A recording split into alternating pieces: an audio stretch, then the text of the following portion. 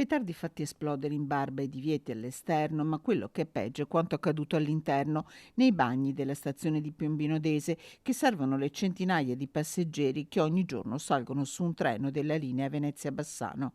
Hanno festeggiato così l'inizio del nuovo anno una decina di ragazzi, tutti adolescenti tra i 15 e i 18 anni, in un modo che lascia l'amaro in bocca perché quanto distrutto è bene di tutti.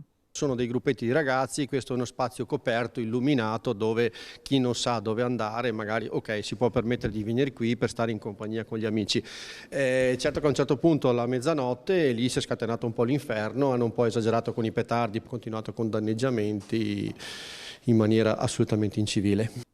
I danni più gravi, ai sanitari sospesi a muro e poi alle porte, saranno necessari interventi di muratura per una cifra intorno ai 20.000 euro. Un primo atto vandalico si era verificato la scorsa primavera, per questo a maggio sono state installate le telecamere di videosorveglianza che hanno ripreso tutti i passaggi della devastazione e soprattutto i volti di chi l'ha compiuta. Il sindaco ha deciso, da buon padre di famiglia, da primo cittadino di questo comune, di dire: ragazzi, genitori, ho visto i vostri figli fare quello che hanno fatto la notte di Capodanno, presentatevi in municipio. Sì, forse sbaglio, ma però il problema per me è solo una fattura da pagare e non intendo che la paghino ancora una volta tutti i cittadini di Piombino Dese.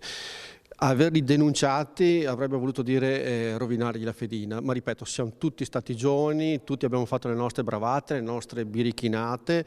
Certo che anche per chi non ha combinato niente quella sera, assistere a un reato si è partecipi del reato, per cui dovranno crescere questi ragazzi, una lezione bisogna dargliela.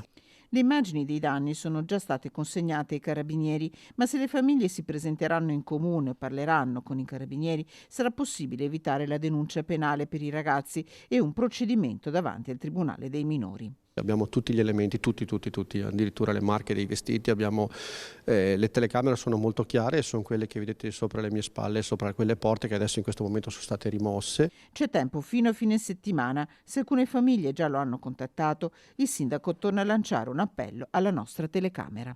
Ripeto, il mio appello, e potevo anche non farlo, ma il mio appello è stato quello: fatevi vivi, c'è una fattura da pagare, però questa volta va pagata. E non la pagheranno i cittadini di Piombino. Non sicuramente.